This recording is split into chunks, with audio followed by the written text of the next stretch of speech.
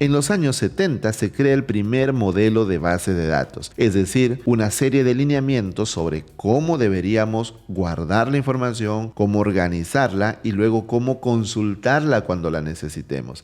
Hasta ese entonces no había un modelo, no había un estándar. Las bases de datos que usan este modelo se llaman relacionales o SQL y el modelo es tan eficiente que dominó la tecnología por décadas. Sin embargo, la tecnología avanza tanto que hacia los años 2000 SQL ya no podía responder al tipo de necesidades de las nuevas empresas de la web, como Google, Facebook, Amazon, que necesitaban muchísima velocidad. Entonces aparecen las bases de datos no SQL que traen un paradigma completamente diferente de almacenar los datos. Entonces, ¿qué tipo de bases de datos son mejores? ¿Las SQL o las no SQL? ¿Deberíamos dejar de usar las SQL porque son antiguas y solamente usar las no SQL porque son más rápidas y más modernas? Depende. En este video te vamos a explicar las diferencias entre la base de datos SQL y las no SQL para que nunca más tengas dudas. Y te lo vamos a explicar con el estilo y la calidad de Edeteam. Y no te olvides que si quieres dominar la tecnología, puedes comenzar cualquiera de nuestros cursos gratis en ed.team. Y si eres estudiante, tienes una beca del 50% esperando por ti. Solo postula a ed.team/estudiantes.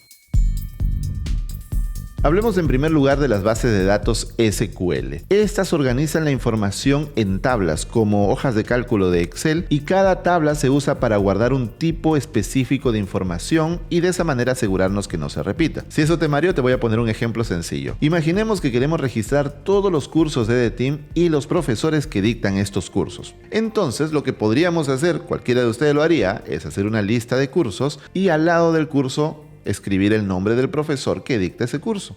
Ya está.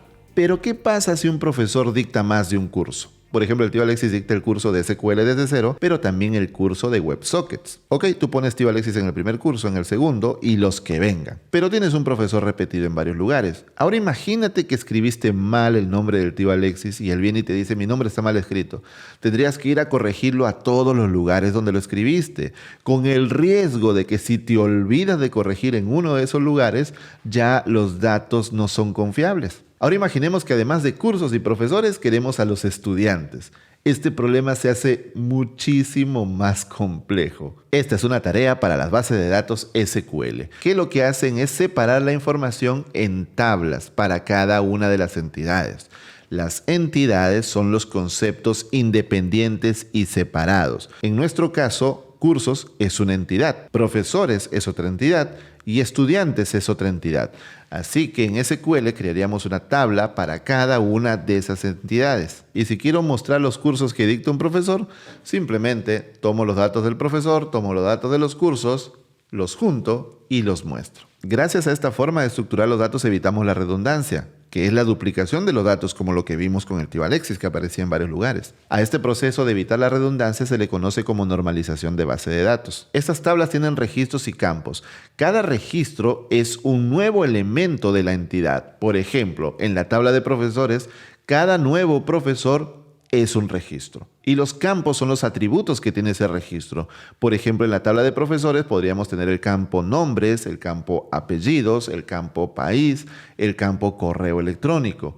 Y de esa manera vamos llenando esos datos para cada uno de los profesores que vamos añadiendo a la base de datos. Las tablas tienen además claves foráneas o foreign keys, que es un campo que permite crear las relaciones entre las tablas y además restringir las operaciones que se pueden hacer con esos datos. Por ejemplo, si tienes una tabla de profesores y una tabla de cursos, podrías poner la restricción de que un profesor no se puede eliminar si tiene cursos, porque no podemos tener un curso sin profesor. Las foreign keys son una de las características más importantes de las bases de datos SQL y, como lo habrás notado, la prioridad en el modelo relacional es la integridad de los datos. ¿Y de dónde viene el término SQL? En los años 70, Frank Codd propone el modelo relacional, que es el que da toda esta estructura que te he dicho de tablas y relaciones y claves foráneas y tal, ¿no? Entonces, en esa década, IBM crea un lenguaje llamado SQL, que significa Structured English Query Language. Pero por un tema de licencias le quitan luego las vocales y lo transforman en SQL, pero a la gente se le quedó la pronunciación SQL y hasta ahora mucha gente le dice SQL y es completamente normal. Ese es un tema histórico. Ahora, este lenguaje SQL que crea IBM es para poder administrar bases de datos relacionales, es decir, bases de datos que cumplan este modelo. Y este lenguaje lenguaje se divide en tres. DDL o Data Definition Language, que es para diseñar las tablas y crear las relaciones. Luego está el DML, que es Data Manipulation Language, que es para poblar la información y para consultar la información. Y por último, DCL o Data Control Language para los permisos y los roles de usuarios. Si quieres saber más de SQL y administrar bases de datos relacionales, tenemos un excelente curso en EDTeam que lo dicta nuestro tío Alexis. Ahora hablemos de los motores de base de datos relacionales, pero lo primero que debes entender antes de hablar de los motores es la diferencia entre base de datos y motor.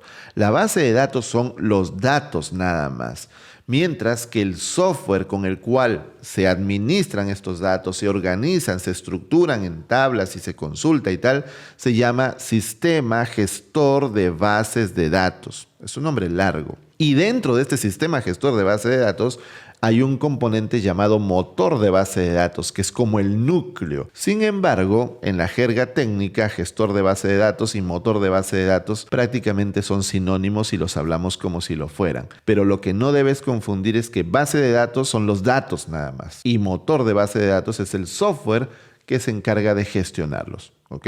Hecha esa aclaración, te voy a contar los principales motores de base de datos relacionales o SQL que existen. En el año 1977 aparece el primer motor de base de datos llamado Oracle. Esta empresa, antes de llamarse Oracle, se llamaba Relational Software. Mira la importancia que tenía el modelo relacional en aquellos años. Larry Ellison, el fundador de Oracle, se volvió multimillonario y fue parte del grupo del comité que creó el lenguaje SQL.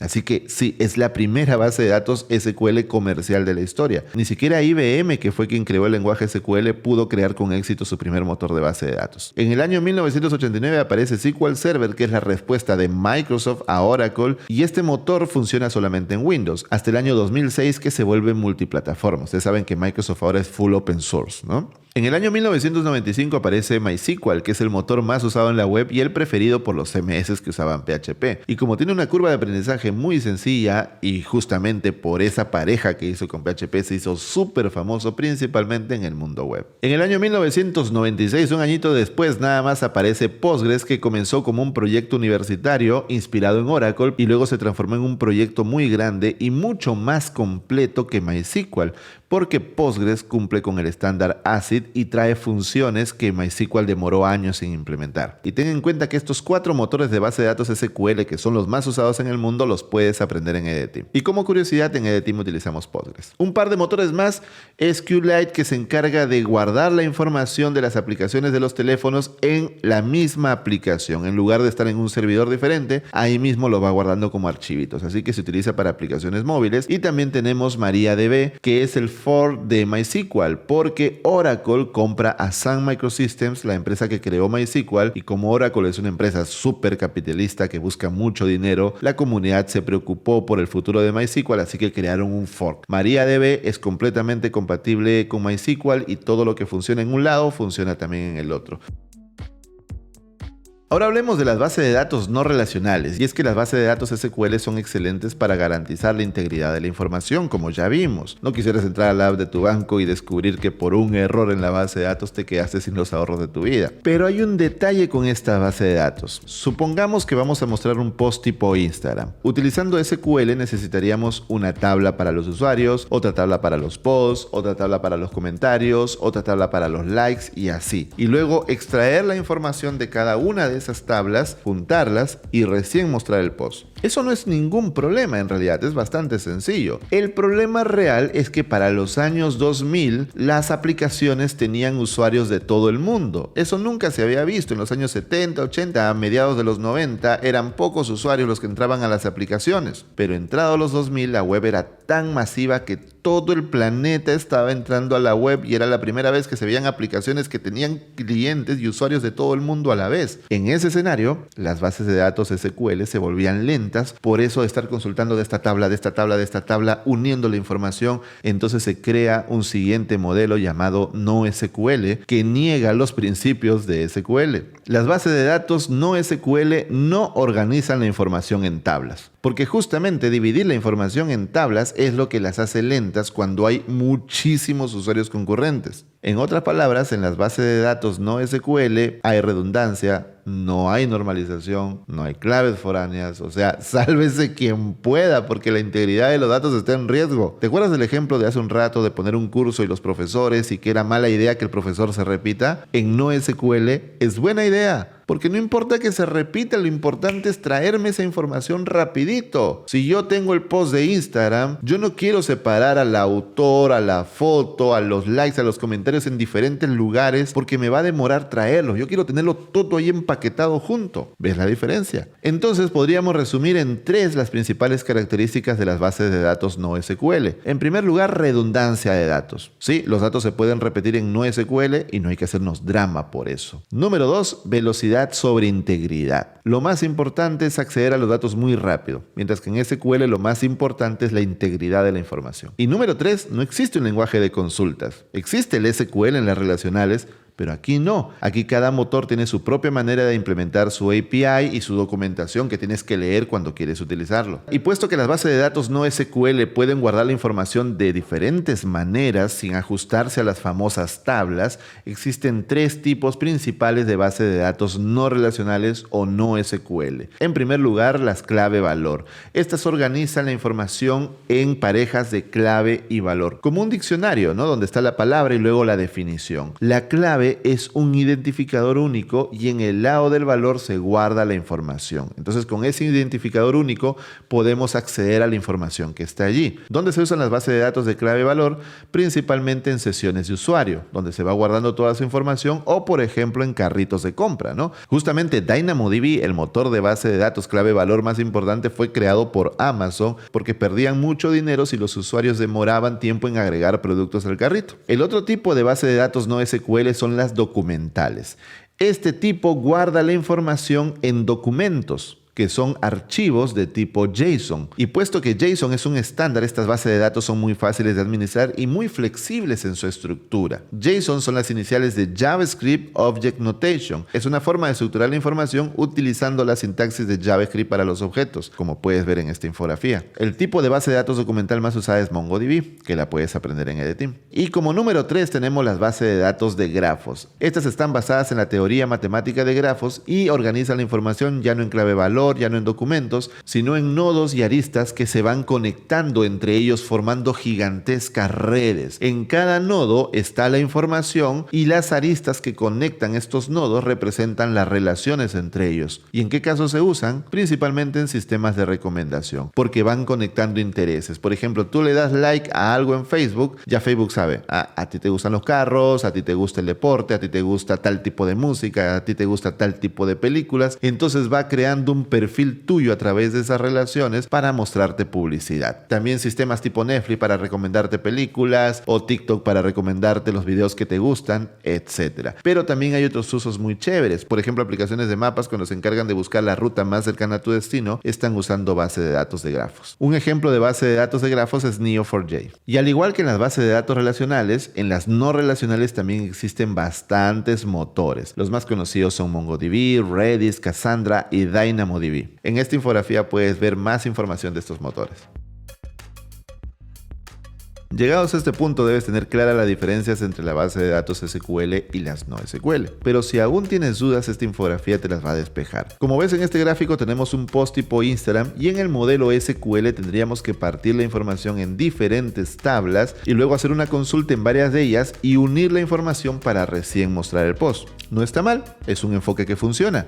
Del lado de las no SQL tenemos toda la información en un solo paquetito. Entonces no tenemos que estar buscando en diferentes lugares, sino en un único lugar y lo mostramos. Pues viéndolo de esa manera, las bases de datos no relacionales se ven mucho más chéveres, más eficientes, mientras que las relacionales o SQL se ven complejas, que hay mucho trabajo que hacer al estructurar la información en tablas, luego al consultarlas. Parece más sencillo las no SQL, entonces son mejores las no SQL, es mejor dejar de usar SQL porque es un modelo antiguo de los años 70 y quedarnos con el futuro que son las no SQL. No. Y si alguien te dice eso, cuidado, alerta de Ratkit. Y es que ningún tipo de base de datos es mejor que otro, son simplemente diferentes según la necesidad del proyecto. Es más, según el tipo de aplicación, si es bastante grande, en la misma aplicación se puede utilizar base de datos SQL y base de datos no SQL. Y hay varias aplicaciones que lo hacen.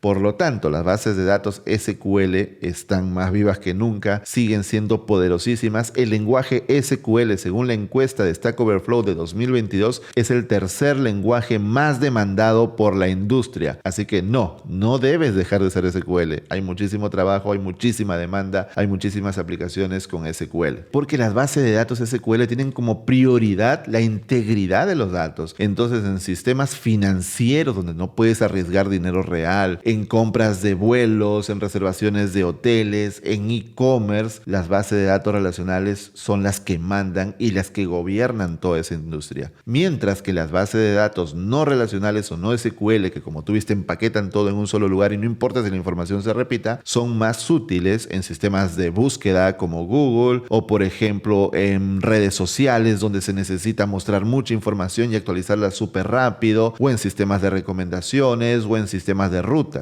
Entonces cada una tiene su propio escenario. Algunas personas piensan que usando no SQL en su aplicación esta va a ir mucho más rápido y no vas a sentir para nada la diferencia. La diferencia la sentirías cuando haya muchísimas personas conectadas al mismo tiempo moviendo mucha información. Spoiler, 1000 usuarios no son muchos. Si no llegas a esos niveles tan altos no vas a sentir la diferencia. Espero que este video te haya gustado mucho y que te quede clara la diferencia entre la base de datos SQL y no SQL y cuándo utilizar cada una de ellas. Y si quieres convertirte en un profesional de las bases de datos, ve corriendo a estudiar en EDTeam. Recuerda que puedes ver las primeras clases de cualquiera de nuestros cursos completamente gratis para que descubras tú mismo la calidad de EDTeam. Además, recuerda que pronto regresa el EDCamp 2022. Ve corriendo a ed.team/bootcamp, deja tus datos para estar enterado de toditito porque pronto anunciamos dónde va a ser, pronto anunciamos la fecha y pronto anunciamos todititito los detalles del EDCamp. Va a ser hermoso este evento y no te olvides de seguirnos en todas las redes sociales, de seguirnos aquí también en YouTube